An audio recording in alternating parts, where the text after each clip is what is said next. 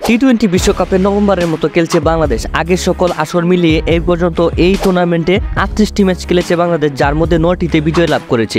তার উপর সম্প্রতি সময়ে যে ধরনের ক্রিকেট খেলছে বাংলাদেশ, তাতে দলটিকে নিয়ে সমর্থকদের প্রত্যাশা নেই বললেই চলে। তবে বিশ্বকাপ দলে বাংলাদেশের 15 জন সাথীর মধ্যে একজন বড় নজরে রয়েছে সৌম্য সরকার। বিশ্বকাপে নিজেদের লক্ষ্যটাকে কেবল সেমিতে সীমাবদ্ধ রাখেননি তিনি, বাংলাদেশকে দেখছেন টুর্নামেন্টের ফাইনালেও। এমনকি সম্ভব হলে শিরোপাতেও হাত রাখতে চায় সৌম্য সরকার। আর এইসব কথা সৌম্য সরকার জানিয়েছে বিসিবির নিয়মিত ভিডিও সিরিজ দি গ্রিন রেড স্টোরিতে। টি-20 বিশ্বকাপে বাংলাদেশের অর্জনের ঝুলিটা শূন্য। গ্রুপ পর্ব পেরিয়ে মূল পর্বে খেলাটাকে নিজেদের সেরা সাফল্য হিসেবে বিবেচনা করছে বাংলাদেশ। এ নিয়ে চতুর্থবারের মতো টি-20 বিশ্বকাপ খেলতে যাচ্ছে সৌম্য সরকার। তো বন্ধুরা, আপনাদের কি মনে হয় সৌম্য সরকার কি পারবে এবার বাংলাদেশের হয়ে ট্রফিটা গড়ে আনতে?